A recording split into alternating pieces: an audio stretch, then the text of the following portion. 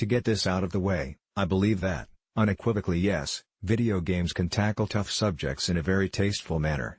In fact, it's sometimes one of the best mediums to uniquely cover difficult topics and communicate them in an empathetic way to the player. Indie titles have been doing it for years, small games made by small teams with a specific message rather than sales as the goal. Creative, passionate individuals who just had a pure vision and had to get it out there, games as the medium.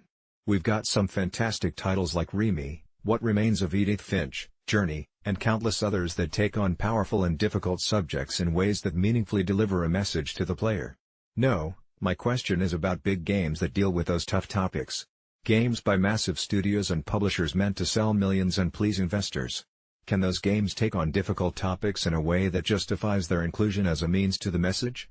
The game making me ask this question is Call of Duty: Modern Warfare, but it's by no means the only massive game that begs the question of just how much big games can touch on sensitive topics. With Modern Warfare, the developers are aiming for ultra-realism. Infinity Ward wants to present players with the uncomfortable realities of war in a way that games have never done before. It's looking for inspiration from the No Russian mission from an earlier Modern Warfare, in which the player was undercover as part of a terrorist cell and needed to participate in a mass shooting of civilians at an airport in order to gain their trust.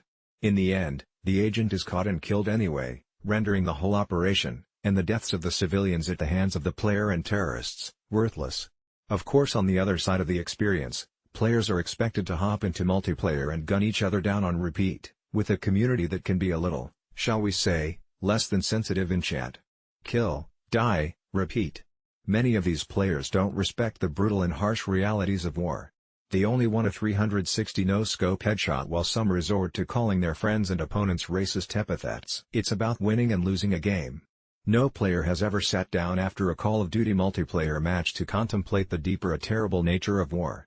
To them, war is simply a game where they can land insane headshot kills and scream about lag when they get outplayed. Meaning and depth behind games? In a piece I wrote a few years ago, I posited that the worst thing to ever happen to video games was for them to be called games.